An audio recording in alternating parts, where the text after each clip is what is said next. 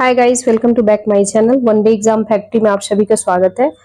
आज मैं बात करने वाली हूँ एंशिएंट हिस्ट्री रामशरण शर्मा की बुक से जितने भी सारे रिलेटेड फैक्ट है किए गए हैं वो सारे फैक्ट के बारे में हम लोग चर्चा करेंगे। ठीक है, तो आज शुंग राजवंश से रिलेटेड जितने भी फैक्ट बनते हैं वो कवर करेंगे। कन्नौज वंश से रिलेटेड जितने भी सारे फैक्ट बन सकते हैं वो सारे कवर करेंगे। कुषाण वंश करेंगे, गुप्त काल में बिहार से रिलेटेड कुछ फैक्ट है वो भी कलेक्ट कर लेंगे एक ही वीडियो में। फिर समुद्रगुप्त, इसके बाद आ जाएगा चंद्रगुप्त सेकंड आ जाएगा। ठीक है, ये जितने भी मतलब एंशिएंट का ये लास्ट पार्ट होगा, राइट।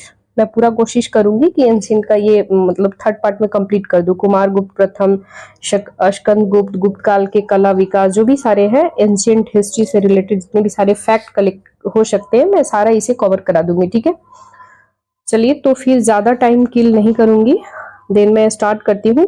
और सबसे पहले कल का थोड़ा सा रह गया था मौर्य कालीन से रिलेटेड कुछ विभाग से रिलेटेड, वो मैं इसी में थोड़ी सी कवर करा दूंगी, मतलब थोड़ी सी फैक्ट जो बच गई थी। ठीक है, मौर्य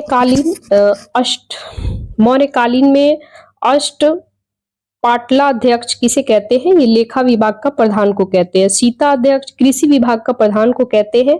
और अकारा अध्यक्ष खनिज विभाग का प्रधान को कहते हैं।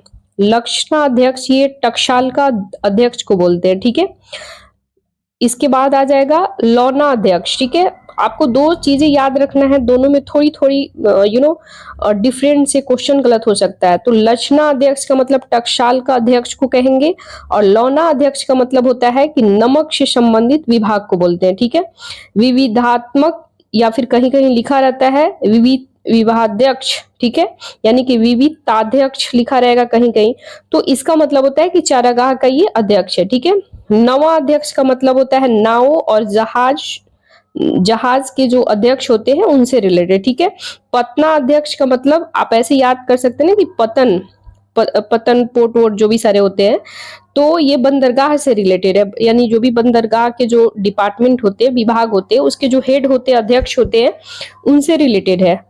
अंतपाल बोलते हैं सीमा प्रदेश की देखभाल जो भी करते हैं उनको अंतपाल अध्यक्ष कहते हैं। पौतवा अध्यक्ष का मतलब होता है बाट माप विभाग का अध्यक्ष। ठीक है, मतलब बाट माप समझ लीजिए, जो नाप तौल वगैरह होता है इससे रिलेटेड है। सूत्राध्यक्ष का मतलब होता है कटाई बुनाई विभाग के अध्यक्ष को कहते हैं। ठीक है, सुना अध्यक्ष का मतलब बूचड़ खाने का अध्यक्ष होता है। ठीक है, गणिका अध्यक्ष का मतलब वैश्याओं के विभाग का अध्यक्ष को बोलते हैं। ठीक है, बंदकारा अध्यक्ष का मतलब जेल खाने का अध्यक्ष।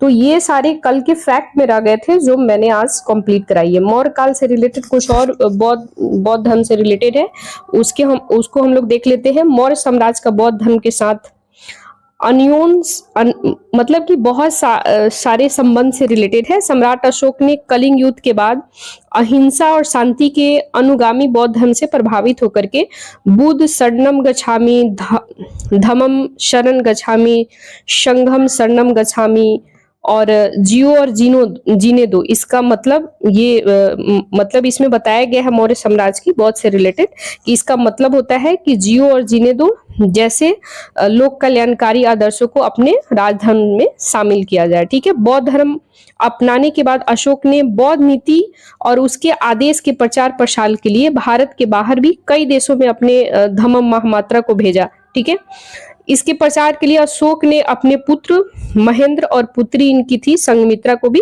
बाहर में भेजे थे। ठीक है,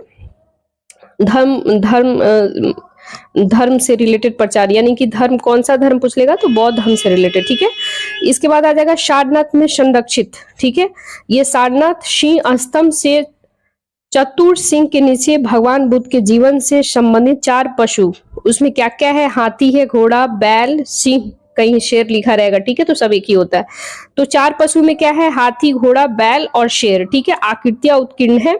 हाथी बुद्ध के गर्भस्थ यानी गर्भ में होने का संकेत है। बैल उनके जन्म, अश्व की उनके गृह त्याग और सिंह जो है सार्वभौम क्षमता का प्रतीक है। इसे सम्राट अशोक ने भगवान बुद्ध के द्वारा धम्म चक्र परिवर्तन यानी कि प्रथम उपदेश देने की ऐतिहासिक घटना की स्मृति में बनवाया था। कई बौद्ध स्थान आपको मिलेंगे जहां की सांची, भरहुत, सारनाथ जैसे बहुत सारे प्रमुख स्थल के अलावा भी और भी मिलेगा। बौद्ध के विहारों का निर्माण मौर्य राजाओं द्वारा किया गया था।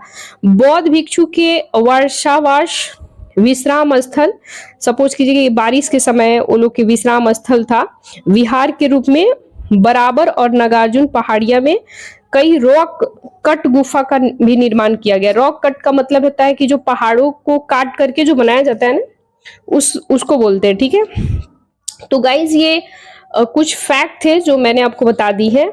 इसके बाद हम लोग स्टार्ट करते हैं मौर्योत्तर काल। ठीक है, इसमें शुंग राजवंश से रिलेटेड आएगा। ठीक है, तो शुंग राजवंश, मौर्यों के सेनापति पुष्यमित्र शुंग ने अंतिम मौर्य शासक वीरदत्त की हत्या कर 185 ईसा पूर्व में शुंग की यानी कि शुंग वंश की स्थापना की। कितने में? 185 ईसा पूर्व में। पुष्यमित्र शुंग के शासनकाल में विदिशा का विजय अभियान उसके पुत्र अग्निमित्र के द्वारा संपन्न हुआ था। ठीक है, और यूनानी पर विजय प्राप्त की। शुंग काल में राजधानी पाटलिपुत्र थी, यानी शुंग काल में राजधानी क्या थी? पाटलिपुत्र थी, लेकिन बाद में विदिशा ने इसका स्थान ले लिया। ठीक है, पुष्यमित्र शुंग एक ब्राह्मण होने के नाते 2 अश्वमेध यज्ञ करवाए थे। कौन कौन वो था वो आगे भी हम लोग चर्चा कर लेते हैं। तो 2 अश्वमेध यज्ञ करवाए थे जो पतंजलि पुरोहित थे। ठीक है, शुंग काल में ही पाटलिपुत्र पर यवन आक्रमणकारी डेमेट्रियस का आक्रमण हुआ था। ठीक है, पुष्यमित्र ने सेनानियों की उपाधि धारण की। दीर्घकालीन तक मौर्यों को सेना को सेनापति होने के कारण वह इसी रूप में विख्यात था कि राजा बन जाने के बाद भी उसे यह उपाधि बनाए रखे। ठीक है, पुष्यमित्र शुंग के पश्चात अगर हम बातें करें तो इस वंश में 9 शासक हुए, जिनमें प्रमुख अग्निमित्र, वसुज्येष्ठ, वसुमित्र, भद्रक, भागवत और देवभूमि थे। ठीक है, शुंग काल में संस्कृत भाषा और ब्राह्मण धर्म का पुनरुत्थान हुआ। मनु स्मृति के वर्तमान स्वरूप की रचना में शुंग काल में ही हुई थी। ठीक है, पुष्यमित्र शुंग ने मगध साम्राज्य पर अपना अधिकार जमाकर जहां अगर बातें करें तो यवनों के आक्रमण से देश की रक्षा की, वही दूसरी ओर साम्राज्य में वैदिक धर्म की स्थापना जो अशोक के शासनकाल में उपेक्षित हो गए थे। ठीक है, इसी कारण से वैदिक ब्राह्मण धर्म पुनर्जागरण का काल कहा जाता है। विद्वानों के अनुसार अगर हम बातें करें तो शुंग काल में ही महाभारत के शांति पर्व अश्वमेध यज्ञ में परिवर्तन हुआ।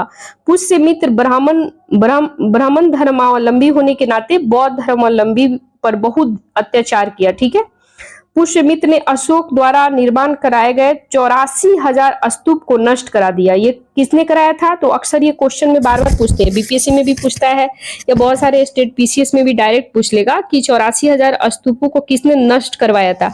तो ये पुष्यमित्र के द्वारा नष्ट कराया गया था। ये किसके द्वारा निर्माण कराया गया था 84,000 स्तूप? तो ये अशोक के द्वारा। ठीक है, आपसे ऑप्शन देकर के पूछ लेगा जैन, बौद्ध या ऐसे कुछ, तो इसमें अशोक आ जाएगा। ठीक है, उसके कुछ बौद्ध को अपनी मंत्री भी नियुक्त कर रखा था। पुराणों के अकॉर्डिंग पुष्यमित्र ने 36 वर्षों तक शासन किया। अगर हम इस प्रकार इसका काल की बातें करें, मतलब एरा की बातें करें, तो 148 ईसा पूर्व तक माना जाता है। ठीक है, पुष्यमित्र का साम्राज्य उत्तर में हिमालय से लेकर के दक्षिण की बातें करें तो बराबर की पहाड़ियां, ठीक है, पश्चिम में पंजाब से लेकर के पूरब में मगध तक फैला हुआ था। पुष्यमित्र शुंग की मृत्यु के पश्चात उसका पुत्र अग्निमित्र शासक बना। ठीक है, कालिदास रचित नाटक जो है कालिदास के द्वारा एक रचना है रचित किया गया है और नाटक है मालविकाग्निमित्र। ठीक है, उसमें इनके बारे में चर्चा किया गया। अग्निमित्र यानी पुष्यमित्र शुंग के उत्तराधिकारी, इनके जो बेटे हैं, इनके बारे में चर्चा किया गया। पुष्यमित्र शुंग के प्रयास से पाणिनि कृत अष्टाध्यायी जैसे दुरूह ग्रंथ पर पतंजलि ने महाभाष्य लिखा। प्रसिद्ध व्याकरण की बातें करें तो प्रसिद्ध व्याकरण शास्त्री अष्टाध्यायी के रचयिता पाणिनि मनेर कहाँ है? पटना के। ठीक है, पटना में है। तो ये पाणिनि मनेर पटना के निवासी थे। शुंग वंश के 9वें शासक भागभद्र, यानी कि भागभद्र भी कहीं लिखेगा, भागवत भी लिखेगा, तो इसके लिए आपको ज्यादा सोचने की जरूरत नहीं है। ये दोनों वर्ड ऐसे ऐसे जहां पे वर्ड मिलेंगे आपको दोनों याद रखने हैं, ठीक है। शुंग वंश के 9वें शासक यानी कि भागभद्र या फिर भागवत के शासनकाल के 14वें वर्ष तक तक्षशिला के यवन शासक एंटियाल किट्स का राजदूत हेलियोडोरस ने विदिशा में वासुदेव के सम्मान गरुड़ स्तंभ का स्थापित किया था, ठीक है। शुंग काल में पाषाण शिल्प स्थापत का स्वरूप ग्रहण कर साकार होकर के अपने शिखर तक पहुंचा। बोध गया के स्तूप और वेस्टिनी वेदिकाएं तोरण द्वार के इसके प्रमाण है, ठीक है। तो कुछ फैक्ट है जो आपको याद रखने हैं। और गाइज आपसे रिक्वेस्ट है कि ये कहीं पे भी इत्मीनान से बैठ करके शांति से इसे सुनिएगा प्रॉपरली। 2 से 3 बार एटलीस्ट एग्जाम देने जाने से पहले सुन लीजिएगा। ऐसे तो सुनिएगा ही, देन उसके बिफोर जब भी कोई एग्जाम देने जाना हो, स्टेट पीसीएस हो या फिर कोई भी वनडे एग्जाम हो, ये सारे एग्जाम के लिए बहुत ही ज्यादा बेनिफिशियरी होने वाली है, राइट। तो इसे 2-3 बार ईयरफोन लगा करके सुन लीजिएगा, कंफर्म है कि आपको याद हो जाएगा, राइट। ये ऑडियो इसलिए मैंने बनाई है कि सपोज आपको पढ़ने में कभी मन नहीं लग रहा है, ऐसे आप मैनुअली बुक से पढ़ रहे हैं, कभी याद रहता है कभी नहीं रहता है, तो आप ईयरफोन लगा करके याद कर सकते हैं। चलिए तो ज्यादा टाइम किल नहीं करते हुए आगे बढ़ते, ठीक है। तो बात करें शुंग काल की, अनमोल थाली बुलंदी बाग से प्राप्त स्तंभ है, ठीक है। ये पूछा जाता है क्वेश्चन, ये आपको याद रखना है कि शुंग वंश के जो थे शुंग काल में अनमोल थाली बुलंदी बाग से प्राप्त हुआ है। तो ये अक्सर पूछेगा ऑप्शन दे करके कि कहां से प्राप्त हुआ है, तो ये बुलंदी बाग से, ठीक है। जिस पर अंकित नाग पुष्प शिल्प धार्मिक अभिप्राय है, ठीक है। बेजोड़ प्रतिबिंब है, इसका स्तंभ पूजन से है, ठीक है। इसका संबंध जो है क्या चीज से है, पूजन से है। तो आपको ऑप्शन में बहुत सारे चीजें दे सकते हैं कि ये वृक्ष से रिलेटेड है या फिर पूजा पाठ से रिलेटेड है, पूजन वगैरह से रिलेटेड है, या फिर बौद्ध धर्म के कोई चीज से रिलेटेड है। तो ये सब आपको याद रखना है कि ये पूजा से रिलेटेड है। नाग पुष्प शिल्प धार्मिक ये अभिप्राय मान्यता के अकॉर्डिंग ये एक प्रतिबिंब है और इसका संबंध पूजा से है, ठीक है, यानी पूजन से है। बोध गया के विशाल मंदिर के चारों ओर एक छोटी पाषाण वेदिका मिली है, इसका निर्माण भी शुंग काल में हुआ था, ठीक है। कमल, राजा रानी, पुष्प, पशु, बोधि वृक्ष, छात्र, त्रिरत्न, कल्प वृक्ष इत्यादि ये प्रमुख है, ठीक है। शुंग कालीन समाज में बाल विवाह का प्रचलन था। कन्याओं का विवाह 8 वर्ष से लेकर के 12 वर्ष तक की एज में उस समय होता था, ठीक है। शुंग शासक भागभद्र के दरबार में यूनानी राजदूत हेलियोडोरस आया था, ठीक है। शुंग वंश का अंतिम शासक कौन था, तो वो था देवभूति था, ठीक है। अब इसके बाद हम लोग शुंग वंश से रिलेटेड शुंग राजवंश, इसके बाद आएगा कन्नौ आएगा, ठीक है। तो कन्नौ वंश से रिलेटेड हम लोग पढ़ लेते हैं। शुंग वंश के अंतिम शासक देवभूति की 75 ईसा पूर्व में हत्या करके उसके सचिव यानी सेक्रेटरी वसुदेव ने मगध पर कन्नौ वंश की स्थापना की थी, ठीक है। वसुदेव के पश्चात भूमिदेव नारायण सुशर्मा शासक बने और वसुदेव 9 वर्षों तक शासक करता रहा। और इस वंश की जानकारी एकमात्र स्रोत है जो पुराण से मिलता है। और कन्नौ जो थे ये ब्राह्मण थे, ठीक है। तो ये आपको कुछ फैक्ट है जो याद रखना है, राइट। इसके बाद अगर हम बातें करें इसके शासन काल में मगध राज जो था ये पाटलिपुत्र के क्षेत्र तक ही सीमित हो गया था। इसके बाद मगध यानी किसके शासन काल में ये हम बात कर रहे हैं, अभी ये जो मतलब बताया जा रहा है ना कि पाटलिपुत्र से रिलेटेड यहाँ तक सीमित रह गया था जैसे कि इसके शासन काल में। तो ये आपको कन्नौ वंश में इसके शासन काल मगध राज जो था ना ये पाटलिपुत्र के क्षेत्र तक ही सीमित हो गया था, ठीक है। तो ये कुछ फैक्ट याद रखना है। इसके बाद मगध का राजनीतिक महत्व लगभग समाप्त सा हो गया था, ठीक है। कन्नौ वंश के अंतिम शासक आंध्र सातवाहन ने अपदस्थ कर दिया था, मतलब आंध्र सातवाहन ने इसे पराजित वगैरह करके आप ऐसे कह सकते हैं कि इसके मगध का राजनीतिक महत्व लगभग समाप्त सा हो गया था, ठीक है। इसके बाद आपको आता है कुषाण वंश, ठीक है। तो कुषाण वंश से रिलेटेड हम लोग देख लेते हैं, ठीक है। लाइक बोले तो कन्नौ वंश के बाद कौन सा वंश आएगा, सीरियल कभी कभी दे देता है, तो कुषाण वंश आएगा। कुषाण वंश से रिलेटेड हम लोग जो भी सारे एनसीईआरटी से फैक्ट रामशरण शर्मा जी के बुक से कलेक्ट हो सकते हैं वो सारे मैंने फैक्ट कलेक्ट करी है, ठीक है। तो चलिए हम लोग स्टार्ट करते हैं। कुषाण वंश की स्थापना अप्रोक्स बातें करें तो 100 ईसा पूर्व में यानी 100 ईसा पूर्व में कुजूल कडफिसस ने किया था, यानी अक्सर पूछा जाता है कि कुषाण वंश की स्थापना किसने किया था। एक क्वेश्चन बन सकता है कि कुजूल कडफिसस ने किया था, दूसरा पूछेगा कि कब स्थापना हुआ था, तो 100 ईसा पूर्व में हुआ था। ठीक है, कुजूल कडफिसस की मृत्यु के बाद विम कडफिसस राजा बना। विम ने स्वर्ण और तांबे के सिक्के चलाए, ठीक है, यानी सोना और तांबे के सिक्के चलाए, जिन पर शिव और नदी त्रिशूल की आकृतियां मिलती है। तीन चीजें याद रखना है, ये तीन चीज क्या क्या है, शिव की, यानी शिव जो है भगवान जी जो होते हैं, शिव भगवान की, नदी की और त्रिशूल की आकृतियां मिलती है। विम कडफिसस के बाद कनिष्क कुषाण वंश का राजा बना, ठीक है, यानी कनिष्क जो था ये कुषाण वंश का राजा बना।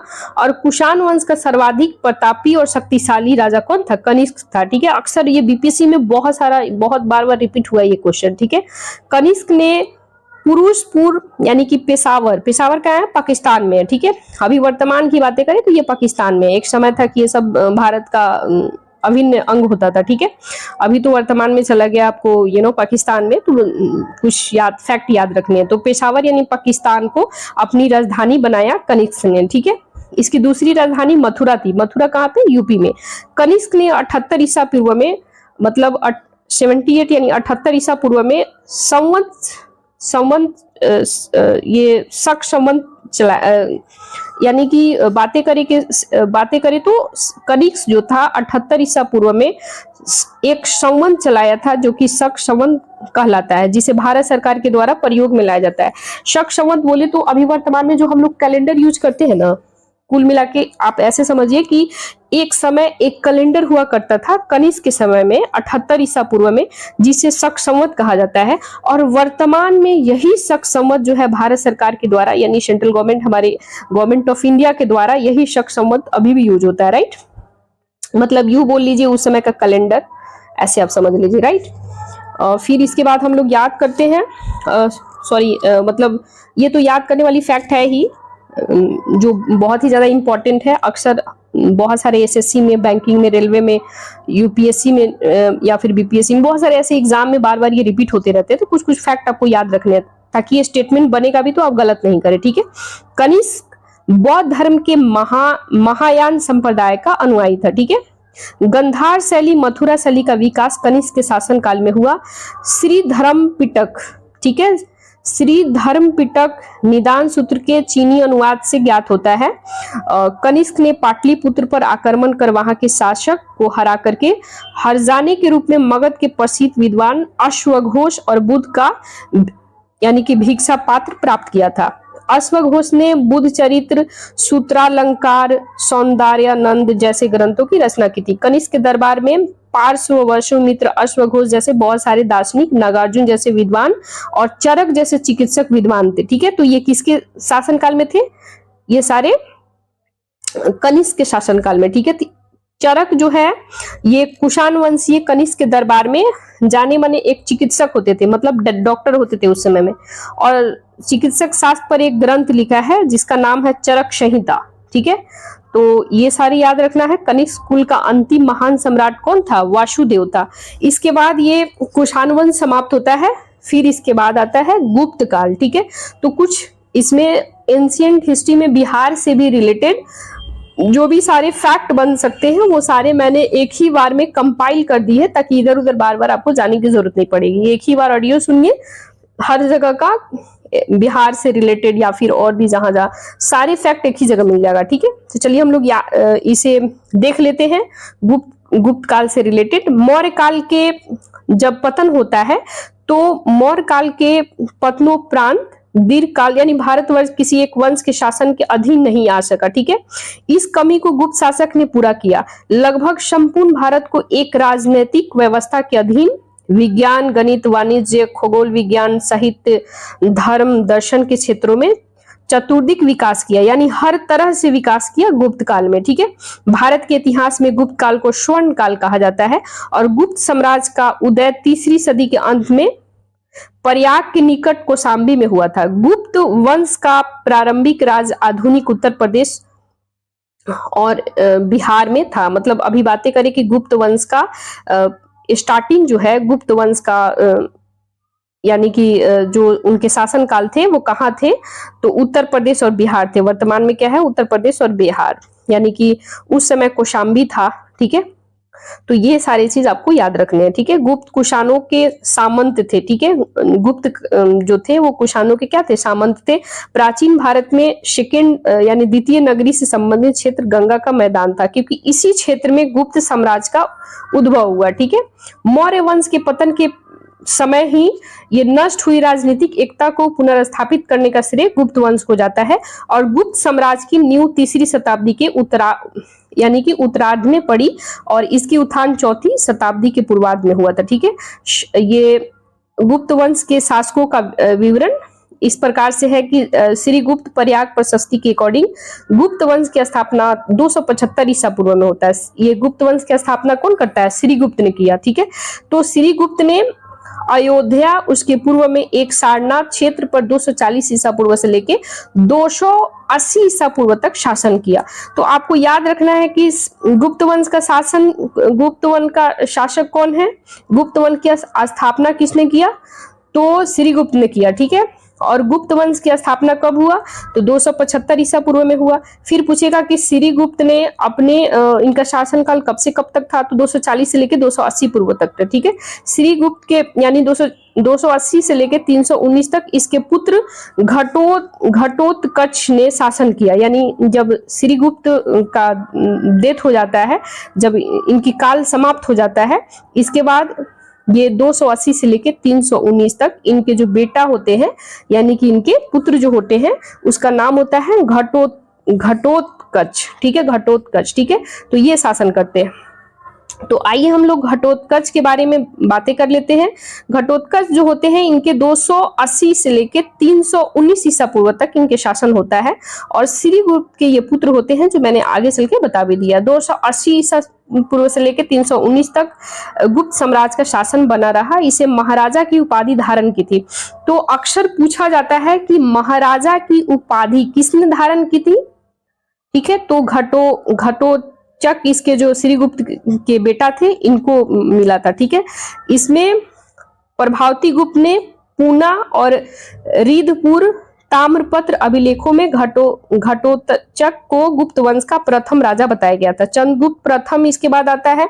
319 से लेके 335 ईसा पूर्व तक इनका शासन रहता है चंद्रगुप्त का, ठीक है, चंद्रगुप्त प्रथम का। तो चंद्रगुप्त, आप जो चंद्रगुप्त मौर्य थे वो मत समझिएगा क्योंकि ये गुप्त वंश की बात हो रही है, वो मौर्य वंश की बात थी, ठीक है। तो ये सब कुछ आपको याद रखनी है। चंद्रगुप्त प्रथम जो है 319 से लेके 335 ईसा पूर्व तक इनका एरा रहता है। और चंद्रगुप्त वंशावली में सबसे पहला स्वतंत्र शासक था। चंद्रगुप्त प्रथम के शासनकाल में भारतीय इतिहास का स्वर्ण काल कहा जाता है। पुराणों और प्रयाग प्रशस्ति के अकॉर्डिंग चंद्रगुप्त प्रथम के राज में विस्तार के विषय में जानकारी मिलती है। कुमार देवी के साथ विवाह इनका होता है। संबंध करके चंद्रगुप्त प्रथम ने वैशाली राज प्राप्त किए। यानी कि वैशाली राज जो है ये शादी करके कुमार देवी से, यानी कि चंद्रगुप्त प्रथम जो होते हैं ये कुमार देवी के साथ शादी करके ये वैशाली राज इनको मिल जाता है। चंद्रगुप्त प्रथम ने कौशाम्बी और कौशल के राज्यों को जीत करके अपने राज में मिला लिया और साम्राज्य की राजधानी ये पूरा पाटलिपुत्र में स्थापित किया। गुप्त वंश में सर्वप्रथम चंद्रगुप्त प्रथम ने ही सोने के सिक्के चलाया था, ठीक है। इन सिक्कों पर एक चंद्रगुप्त और कुमार देवी राजा रानी के चित्र बने हुए हैं। मतलब कि दोनों हस्बैंड वाइफ जो होते हैं चंद्रगुप्त प्रथम और इनकी वाइफ जो होती है कुमार देवी, ये जो सोने के सिक्के होते हैं उस पे ये दोनों हस्बैंड वाइफ का पिक्चर होता है, ठीक है। तो ये अक्सर क्वेश्चन में पूछा जाता है कि कौन से आकृति में राजा रानी कुमार देवी और चंद्रगुप्त प्रथम का चित्र मिलता है। तो अक्सर क्वेश्चन में आते रहते हैं, ठीक है। ये आपको याद रखने हैं। दूसरी तरफ लक्ष्मी की आकृति मिलती है, ठीक है। इसके बाद आता है समुद्रगुप्त, ठीक है। तो आपको ये चंद्रगुप्त प्रथम के बाद क्या आएगा, तो समुद्रगुप्त आएगा। तो समुद्रगुप्त के बारे में हम लोग बातें कर लेते हैं। समुद्रगुप्त 335 से लेके 375 ईस्वी तक इनका शासनकाल रहता है। समुद्रगुप्त का जो जन्म होता है लिच्छवी की राजकुमारी कुमार देवी के गर्भ से हुआ और पर क्रमांक कहा गया इनको, ठीक है।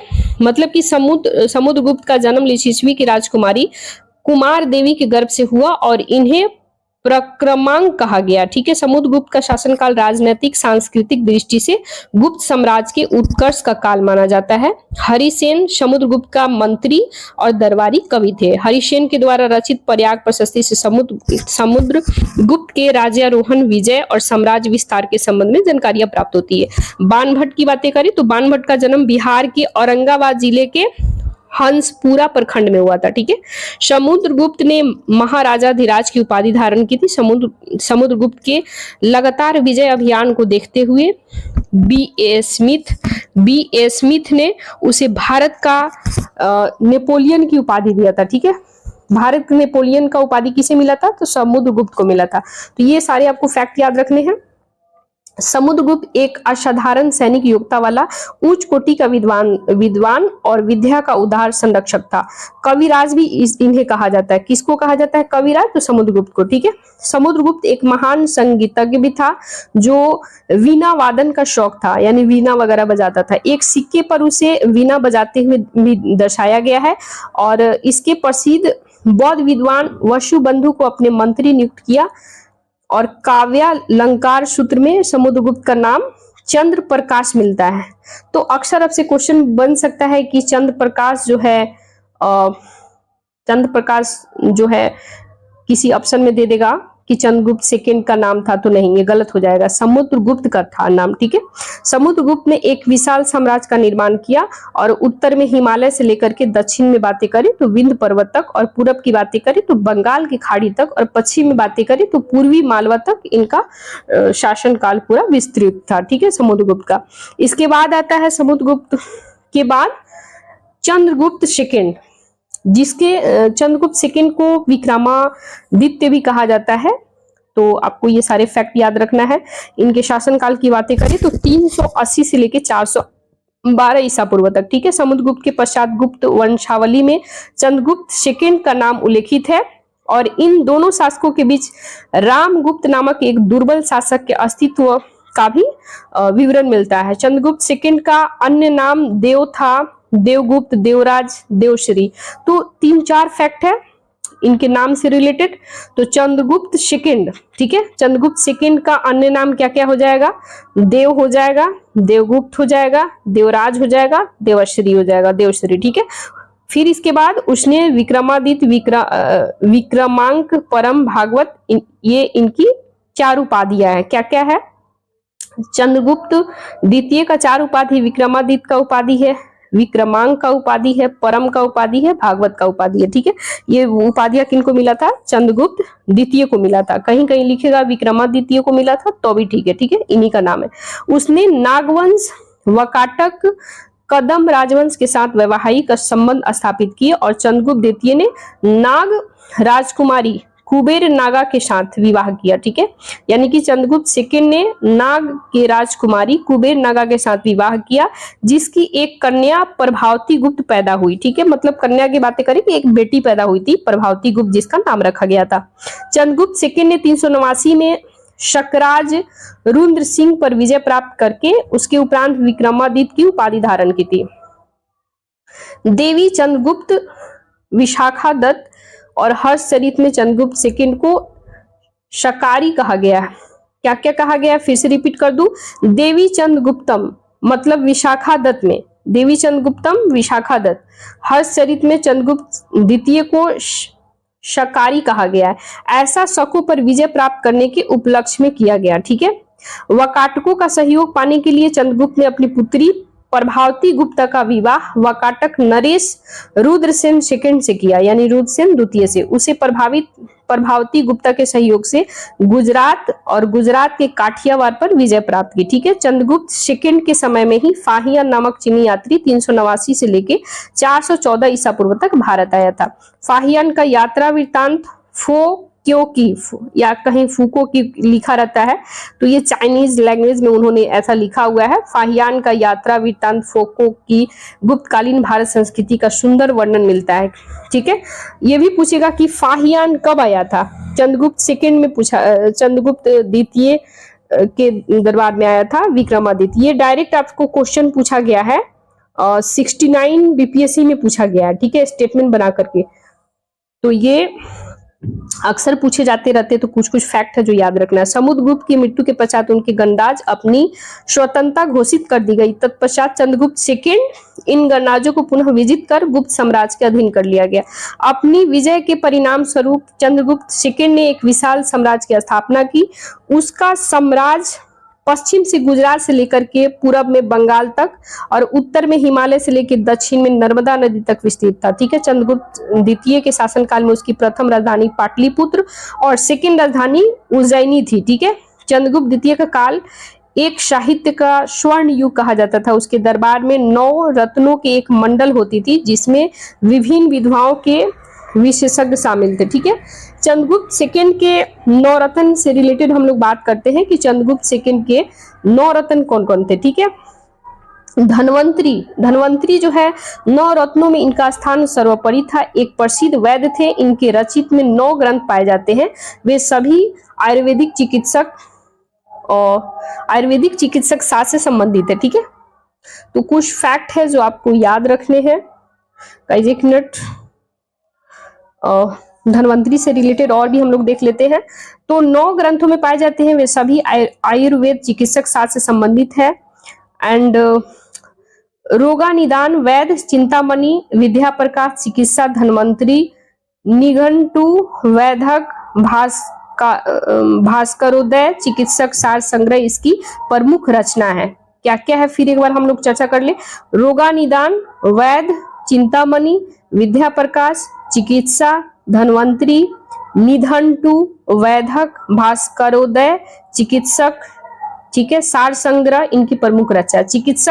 चिकित्सा में ये बड़े सिद्धहस्त थे। इनका काम युद्ध में घायल सैनिकों की शल्य चिकित्सा देना था। ठीक है, सुश्रुत संहिता के रचयिता सुश्रुत के गुरु भी थे ये। ठीक है, यानी सुश्रुत संहिता के रचयिता जो थे सुश्रुत के ये गुरु भी थे। ठीक है, यानी सुश्रुत संहिता के रचयिता पूछ लेता है तो ये सुश्रुत थे, और ये जो सुश्रुत थे इनके ये गुरु भी थे। ठीक है, कौन थे?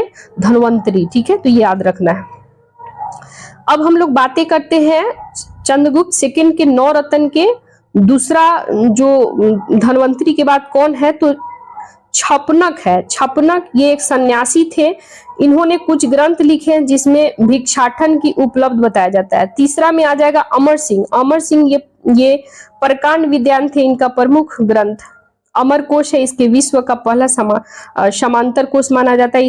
इस कोश में करीब 10,000 नाम है। ठीक है, इसके बाद आते हैं चौथे नंबर पे शंकु। ये 9 रत्नों में से चौथे नंबर पे है। इनका पूरा नाम शंकुक है। इनका एक ही काव्य ग्रंथ है भुवाना भ्युदयम। ये संस्कृत वर्ड है। अगर थोड़ा मेरे से बोलने में थोड़ा सा ऐसा मिस्टेक हो जाए तो आप लोग ये नहीं समझिएगा। ठीक है, वैसे फिर से मैं रिपीट कर दूं, शंकु जो है ये 4th नंबर के इनके 9 रत्न है। इनका पूरा नाम शंकुक है। इनका एक ही काव्य ग्रंथ भूना भ्युदयम। ठीक है, बहुत ही प्रसिद्ध रहा है। इनको संस्कृत का प्रकांड विद्वान माना जाता है। किसको माना जाता है? शंकु को। वेताल भट्ट ये 5वें नंबर पे आते हैं। विक्रम और वेताल की कहानी जगत प्रसिद्ध है। ये वेताल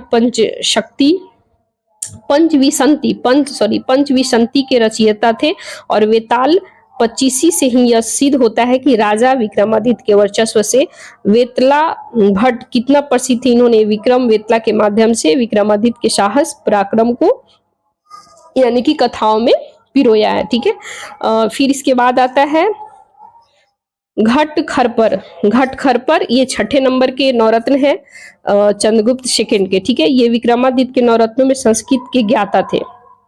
मतलब विक्रमादित्य या फिर चंद्रगुप्त द्वितीय के 6ठे 9 रत्न जो है इनका नाम है घट खरपन जो है ये विक्रमादित्य यानी 9 रत्नों में संस्कृत के ज्ञाता थे ये। ठीक है, यानी कि बहुत ज्यादा जानकार थे। संस्कृत के यमक और अनुप्रास के विशेष ज्ञाते। इनकी रचना का नाम है घट खरपक काव्यम।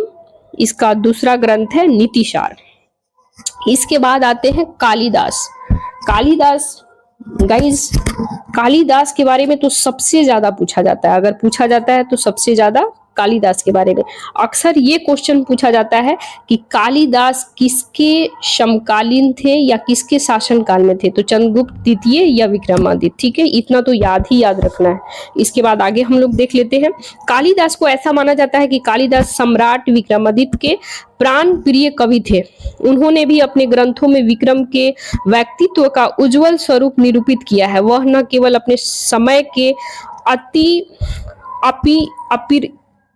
अप्रीतम यानी कि वह न केवल अपने समय के अप्रीतम साहित्यकार थे, लेकिन आज तक भी कोई उन जैसा अप्रीतम साहित्यकार उत्पन्न नहीं हुआ। उनके 4 काव्य हैं, 3 नाटक काफी प्रसिद्ध है। अभिज्ञान शकुंतलम उनकी सर्वोत्तम रचना मानी जाती है। तो अभिज्ञान शकुंतलम पूछेगा कि किसने लिखा, तो कालिदास। ठीक है, इसके बाद 8वें नंबर पे हम लोग बातें करें तो 8वें नंबर के नवरत्न है, ये हो जाएंगे वराहमिहिर। वराहमिहिर भी बहुत इंपॉर्टेंट है। ठीक है, वराहमिहिर की बातें करें तो ये प्राचीन भारत के एक प्रसिद्ध गणितज्ञ और खगोल शास्त्री थे। इन्होंने अनेक ग्रंथों का रचना किया और इनमें सूर्य सिद्धांत, बृहज्जातक, बृहत संहिता, पंच सिद्धांतिका, विवाह पटल, इसके बाद लघु जातक, योग यात्रा इनकी प्रमुख रचना है। वर रुचि की बात करें तो कालिदास की भांति ही वर रुचि भी अंतम काव्यकर्ताओं में गिने जाते हैं। और पत्र कौमुदी इनकी जो रचना है, पत्र कौमुदी, शत्रुक कर्णामृत, ये सब संस्कृत का वर्ड है, थोड़ा हार्ड हो जाता है तो थोड़ा मेरे बोलने में थोड़ा सा वो होने लगता है, मिस्टेक टाइप का, तो आप इसके लिए बुरा नहीं मानिएगा। ठीक है, फिर मैं रिपीट कर दूं, जहां मैं थोड़ा सा वर्ड वो होने लगता है ना, तो मैं इसे रिपीट कर दे रही हूँ। ठीक है, कालिदास की भांति ही यानी कि वह रुचि को इनकी काव्यकर्ताओं में गिने जाते हैं। पत्र कौमुदी, सदुक्ति कर्णामृत,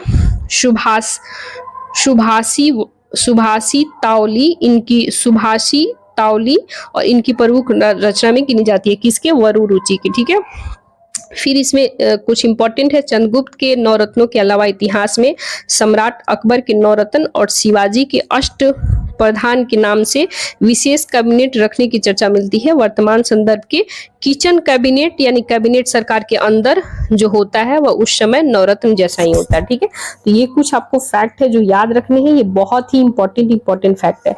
इसके बाद हम लोग बात कर लेते हैं कुमार गुप्त प्रथम। तो अभी हम लोग विक्रमादित्य से रिलेटेड फैक्ट देखे हैं, चंद्रगुप्त द्वितीय या विक्रमादित्य से रिलेटेड। फिर इसके बाद आता है कुमारगुप्त प्रथम का शासनकाल, तो ये भी हम लोग देख लेते हैं। कुमारगुप्त प्रथम 415 से लेकर 445 ईसा पूर्व तक इनके शासनकाल रहता है। चंद्रगुप्त द्वितीय के पश्चात उसका पुत्र कुमारगुप्त प्रथम सिंहासन पर बैठता है। ठीक है, यानी कि कुमारगुप्त जो होता है चंद्रगुप्त द्वितीय के बेटा है। ठीक है, और इनके सिंहासन पर ये बैठते हैं। ठीक है, चंद्रगुप्त द्वितीय की पत्नी ध्रुव देवी से उत्पन्न सबसे बड़ा पुत्र, जबकि गोविंद गुप्त उसका छोटा भाई था। ठीक है, कुमार गुप्त के शासन का वर्णन उसके मंदसौर अभिलेख से मिलता है। तो अक्सर पूछेगा कि कुमार गुप्त के शासन का वर्णन कहाँ से मिलता है, तो मंदसौर अभिलेख से मिलता है। ये भी पूछ सकता है कि मंदसौर अभिलेख कहाँ है, तो वर्तमान की बातें करें तो मध्य प्रदेश में, ये थोड़ा याद रखना आपको। इनकी रचना की बातें करें तो वत्स भट्टी ने की थी। ठीक है, यानी कि ये जो मंदसौर अभिलेख है, ये रचना कुमार गुप्त के शासनकाल का वर्णन किसने किया था, वत्स भट्टी ने की थी। यशोधर्मन का विजय स्तंभ भी कहा जाता है इसे। ठीक है, कुमार गुप्त प्रथम का शासन शांति सुव्यवस्था काल था। साम्राज्य की उन्नति प्रकाष्ठा पर थी। गुप्त सेना पुष्यमित्रों की बुरी तरह से परास्त किया गया, यानी इनको हराया गया। कुमार गुप्त ने अपने विशाल साम्राज्य की पूरी तरह रक्षा की, जो उत्तर में हिमालय से दक्षिण नर्मदा और पूरब में बंगाल की खाड़ी से लेकर के पश्चिम की बातें करें तो अरब सागर तक विस्तृत था। ठीक है, कुमार गुप्त प्रथम के अभिलेख मुद्राओं से ज्ञात होता है कि उसमें महेंद्र कुमार, श्री महेंद्र और महेंद्र द्वितीय का उपाधि धारण किया था। ठीक है, यानी कुमार गुप्त प्रथम जो थे चंद्रगुप्त द्वितीय के बेटा, इनको किस किस उपाधि से सम्मानित किया गया था, तो महेंद्र कुमार, श्री महेंद्र, महेंद्र द्वितीय, ये 3 उपाधियां मिलती है। ये किसको मिलती है, कुमार गुप्त प्रथम को। कुमार गुप्त प्रथम स्वयं वैष्णव धर्मानुयायी था, यानी कि वैष्णव धर्म ये मानता था। ठीक है, यानी कि अक्सर आपसे क्वेश्चन पूछेगा कि जैन धर्म को फॉलो करता था कुमारगुप्त प्रथम, बौद्ध धर्म को करता था, तो ये गलत हो जाएगा। ठीक है, ये आपका है वैष्णव धर्म के अनुयायी थे। ठीक है, उसके धार्मिक सहिष्णुता नीति का पालन किया। कुमारगुप्त के सिक्कों से पता चलता है कि उसे अश्वमेध यज्ञ किया था। ठीक है, गुप्त शासक में सर्वाधिक अभिलेख कुमारगुप्त के ही प्राप्त हुए हैं। इसने अधिकांश संख्या में मयूर आकृति की रजत मुद्राएं प्रचलित की थी। मयूर आकृति का बात करें तो मोर के आकृति में रजत मुद्रा, ठीक है, मुद्राएं चलाई थी। मुद्राओं के क्या कहा जाता था? दिनार कहा जाता था। कुमारगुप्त प्रथम के शासन काल में ही दुनिया के प्राचीनतम विश्वविद्यालय में एक नालंदा विश्वविद्यालय की स्थापना की गई। तो ये बहुत ही इंपॉर्टेंट है, MVVI यानी मोस्ट वेरी वेरी इंपॉर्टेंट, इसे याद ही रखना है। कुमारगुप्त प्रथम ने पूछेगा कि नालंदा विश्वविद्यालय की स्थापना किसने किया? तो कुमारगुप्त प्रथम ने कराया। ठीक है, ये याद रखना है, जिसे विभिन्न विषय में 10,000 से अधिक छात्र अध्ययन करते थे। नालंदा विश्वविद्यालय में एक विशाल पुस्तकालय था, जिसे प्रमुख भाग रत्न रंजक, रत्न सागर, रत्नोधि से ऑक्सफोर्ड ऑफ महायान बौद्ध भी कहा जाता है। नालंदा विश्वविद्यालय की पहचान यानी कि इनकी खोज सर्वप्रथम कनिंघम के द्वारा किया गया था। चीन यात्री इतिश्यांग 673 ईसा पूर्व में नालंदा आया था और इसके अकॉर्डिंग नालंदा विश्वविद्यालय की अपनी मुद्रा थी, यानी नालंदा विश्वविद्यालय में अपनी मुद्राएं होती थी, जिस पर पाली भाषा में श्री नालंदा महाविहार आर्य भिक्षु संघस्थ उत्कीर्ण था, यानी उस पे लिखा हुआ था। जो सिक्का नालंदा विश्वविद्यालय का था बिहार में, तो उस समय क्या लिखा रहता था? सिक्कों पे अंकित किया गया था श्री नालंदा महाविहार आर्य भिक्षु संघस्थ। ठीक है, ये याद रखना है। कुमारगुप्त प्रथम की बातें करें, ये तो इनका पूरा जितने भी फैक्ट बनता है सब गाइस कंप्लीट हो चुका है। इसके बाद हम लोग बातें करेंगे अस्कंदगुप्त। 455 ईसा पूर्व से लेके 467 ईसा पूर्व तक इनका शासनकाल रहता है। सुंग वंशियों पुष्यमित्र के आक्रमण के समय ही गुप्त शासक कुमारगुप्त प्रथम की 455 ईसा पूर्व में मृत्यु हो जाती है और मृत्यु के बाद उसका पुत्र अस्कंदगुप्त सिंहासन पर बैठा। अस्कंदगुप्त ने सर्वप्रथम अपने शत्रु शुंगों एवं हुनों को पराजित कर, मतलब अस्कंदगुप्त ने सर्वप्रथम क्या करता है अपने शासन काल, जैसे इनका शासन स्टार्ट होता है 455 से लेके 467 तक। 467 में हालांकि इनकी डेथ हो जाती है। 455 में जब इनका शासन स्टार्ट होता है अस्कंदगुप्त, तो ये सबसे पहले इनके जो शत्रु होते हैं वो कौन होते हैं? शुंग और हुनों। तो शुंगों और हुनों को पराजित किया और उन पर विजय प्राप्त किया। ठीक है, और आक्रमणकारी मध्य एशिया हुनों को देश से बाहर खदेड़ करके बिगला दिया, मतलब कि उनको अपने देश से बाहर कर दिया। अस्कंदगुप्त अत्यंत लोकोपकारी, प्रजा हितैषी, लोकप्रिय शासक था, यानी कि प्रजा के हित में काम करने वाला शासक अस्कंदगुप्त था। ठीक है, 12 वर्षों तक शासन किया। अस्कंदगुप्त ने विक्रमादित्य, कर्मादित्य आदि उपाधियां धारण किया था। तो ये अक्सर क्वेश्चन बनेगा कि अस्कंदगुप्त ने इनको कौन कौन सा उपाधि मिला था? विक्रमादित्य का उपाधि किसको मिला था? अस्कंदगुप्त को मिला था। कर्मादित्य का उपाधि किसको मिला था? अस्कंदगुप्त को मिला था। ये 2 उपाधि है जो याद रखना है। हुनों का प्रथम आक्रमण अस्कंदगुप्त के काल में ही हुआ था। अस्कंदगुप्त के जूनागढ़ अभिलेख के अकॉर्डिंग हुनों को मलेच कहा गया है। हुनों को क्या कहा जाता था? मलेच कहा जाता है। अस्कंदगुप्त ने हुनों को आक्रमण से रक्षा कर अपनी संस्कृति को नष्ट होने से बचाया। अपने शासन के अंतिम दिनों में प्रशासनिक सुविधा की दृष्टि से अस्कंदगुप्त ने अपनी राजधानी अयोध्या स्थानांतरित किया। ठीक है, गुप्त वंश का अंतिम शासक भानुगुप्त था। गुप्त वंश का अंतिम शासक कौन था? भानुगुप्त था। इसके शासनकाल में सती प्रथा का पहला साक्ष्य एरन अभिलेख से प्राप्त होता है। एरन अभिलेख यानी कि सागर मध्य प्रदेश से मिलता है। एरन अभिलेख कहाँ है अभी स्थित? तो मध्य प्रदेश में है। सागर या मध्य प्रदेश, ऐसे क्वेश्चन पूछ सकता है। ठीक है, तो ये मध्य सागर यानी ये सागर का है मध्य प्रदेश में। सुल्तानगंज कहाँ है? भागलपुर में। ठीक है, तो सुल्तानगंज ऐसे पूछ सकता है कि भागलपुर में कांसे से निर्मित 2 मीटर ऊंची भगवान बुद्ध की प्रतिमा गुप्तकालीन से रिलेटेड है, या फिर पूछेगा कि सुल्तानगंज, तो सुल्तानगंज जो है ये भागलपुर में है। कांसे से निर्मित 2 मीटर ऊंची भगवान बुद्ध की प्रतिमा गुप्त काल में सुल्तानगंज का अजगैबीनाथ मंदिर कहलगांव के समीप स्थित गुफा भी ये गुप्त काल के समय में निर्माण किया गया था।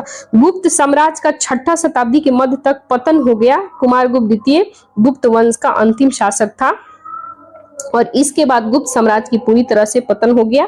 धर्मशास्त्रों में भू राजस्व की दर गुप्त काल में सामान्यतः उपज का 1/4 यानी 1/4 से लेके 1/6 थी। ठीक है।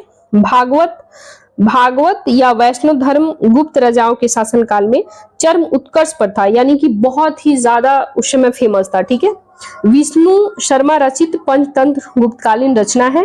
विष्णु शर्मा के रचित जो है पंचतंत्र है, ये गुप्तकालीन समय में रचना हुआ था। गुप्त काल के प्रसिद्ध खगोलविद गणितज्ञ आर्यभट्ट, वराहमिहिर, ब्रह्मगुप्त पाटलिपुत्र के निवासी थे। फिर से मैं रिपीट कर दूं, गुप्त काल के प्रसिद्ध खगोलविद जो थे गणितज्ञ आर्यभट्ट, वराहमिहिर, ब्रह्मगुप्त, ये कहाँ से रिलेटेड थे? तो पाटलिपुत्र के निवासी थे। ठीक है। पाटलिपुत्र कहाँ? पटना का, जो वर्तमान में पाटलिपुत्र को पटना कहा जाता है। गुप्त काल में दास प्रथा विद्यमान था। नारद ने 15 प्रकार के दासों का उल्लेख किया है। गुप्त साम्राज्य की सबसे बड़ी प्रादेशिक इकाई देश थी, जिसके प्रमुख को गोप्ता कहा जाता था। शासन की सबसे छोटी इकाई ग्राम थी, जिसकी मुखिया ग्रामनी कहलाता है और सदस्य महत्तर कहलाते थे। जो सदस्य होते थे उसे महत्तर कहा जाता था, मुखिया को ग्रामनी कहा जाता था। ठीक है। गुप्त काल में सती प्रथा का विशेषता सैनिक जातियों में प्रचलन था। ठीक है। सती प्रथा का सर्वप्रथम अभिलेख प्रमाण एरन अभिलेख 510 ईसा पूर्व में गोपराज नामक सेनापति की स्त्री के सती होने का उल्लेख मिलता है।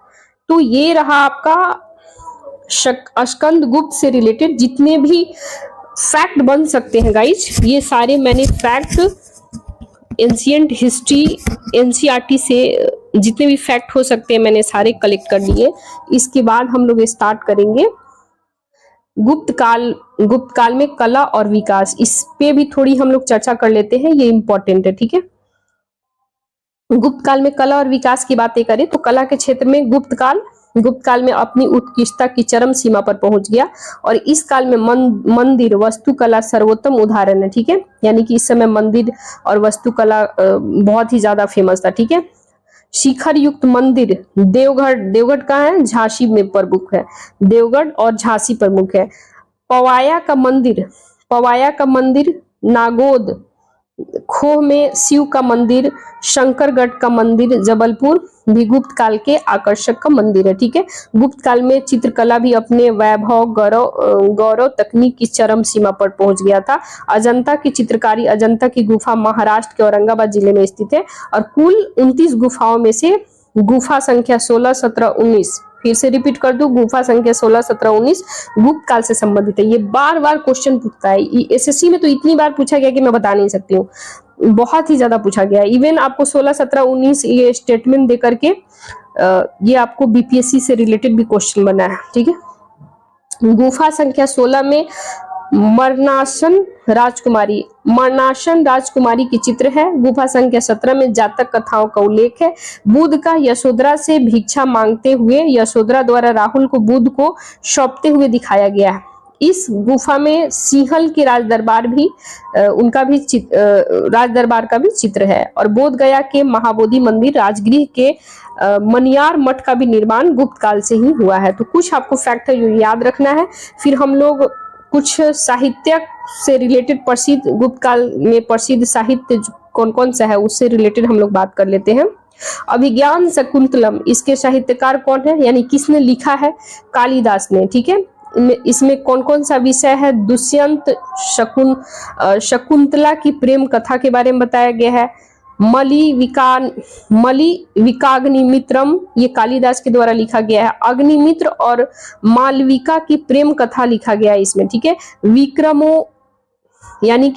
विक्रमोवर्षियम, ये सब थोड़ा संस्कृत वर्ड है, याद कर लीजिएगा। वैसे विक्रमोवर्षियम ये कालिदास के द्वारा लिखा गया है। ये पुरूरवा उर्वशी की प्रेम कहानी के बारे में कथा लिखा गया। ठीक है। स्वपन वासवदत्ता जो है ये भास के द्वारा साहित्यकार है ये। ठीक है। और इसमें वर्णित विषय क्या क्या है? तो उद्ययन और वासवदत्ता की कथा है, ठीक है। मुद्रा राक्षस विशाखा दत्त के द्वारा लिखा गया है, चंद्रगुप्त मौर्य से संबंधित है, कथा है।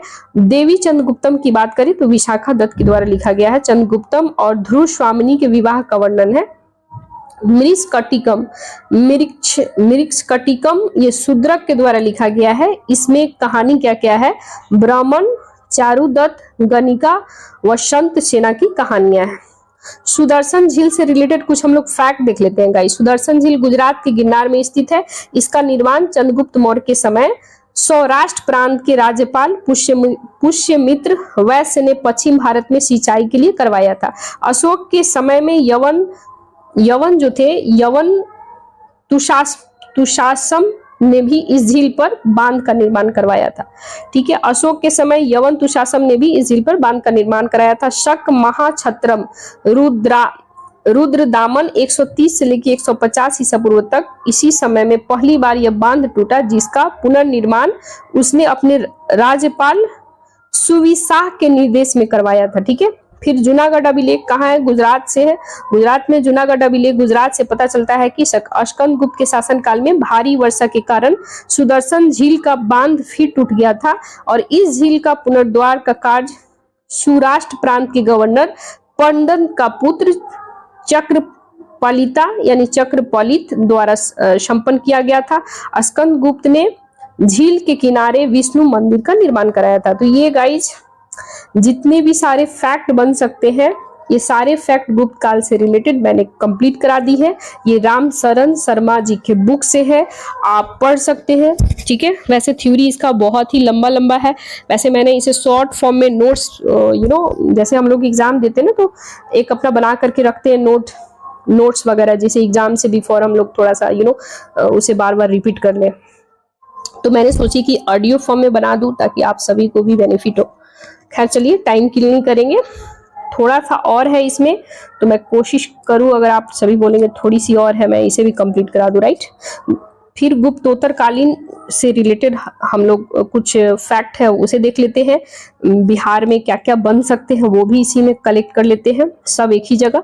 गया और भोजपुर जिला के क्षेत्र से प्राप्त कुछ अभिलेख 6ठी शताब्दी ईसा पूर्व में बिहार के कुछ भाग में परवर्ती गुप्त शासकों की जानकारी मिलती है। कुछ इतिहासकार के द्वारा उत्तर गुप्त यानी कि उत्तर गुप्त या मगध गुप्त का नाम देते हैं, ठीक है। अपशड अभिलेख के अकॉर्डिंग उत्तर गुप्त या मगध गुप्त, ठीक है। अपशड अभिलेख के अकॉर्डिंग उत्तर गुप्त या मगध गुप्त वंश का संस्थापक कृष्ण गुप्त को माना जाता है, ठीक है।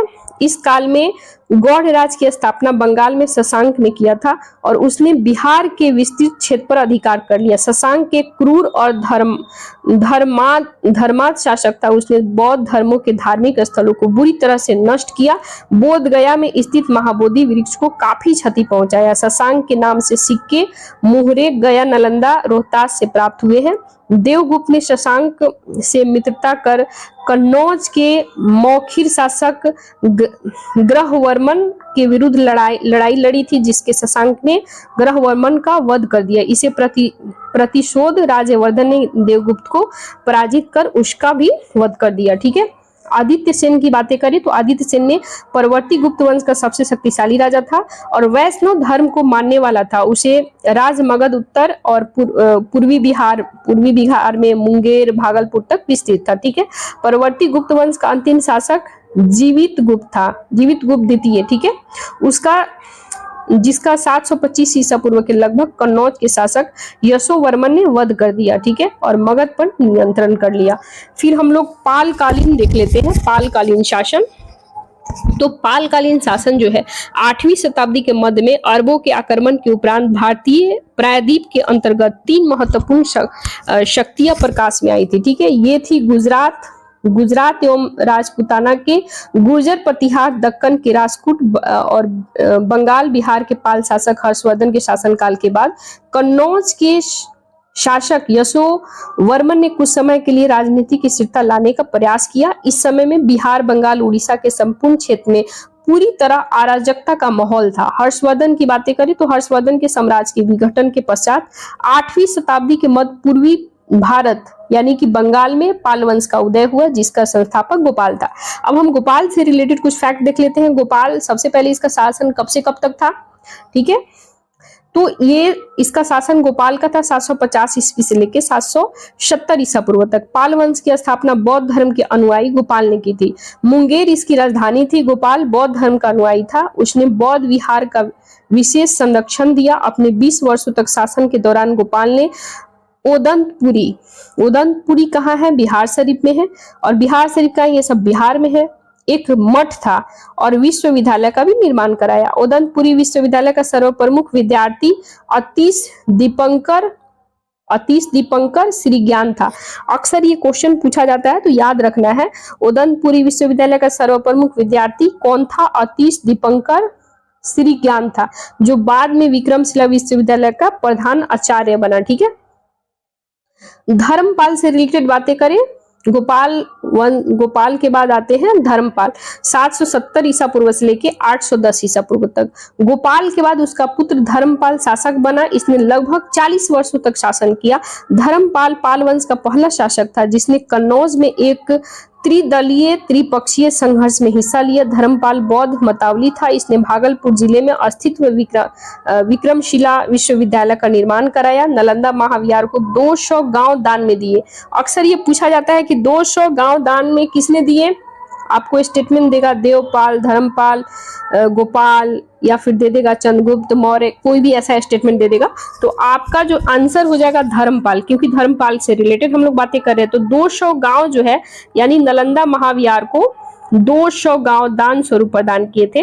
धर्मपाल को परम सौगात कहा गया है। इसकी राज्य सभा में प्रसिद्ध बौद्ध लेखक हरिभद्र था। गुजराती कवि शोडढल ने धर्मपाल को उत्तरापद स्वामी की उपाधि से संबोधित किया था। इसके बाद धर्मपाल के बाद आता है देवपाल। देवपाल जो है 810 ईसा पूर्व से लेकर 885 ईसा पूर्व तक इसका शासनकाल है। इसने मुंगेर को अपने साम्राज्य की राजधानी बनाया। देवपाल ने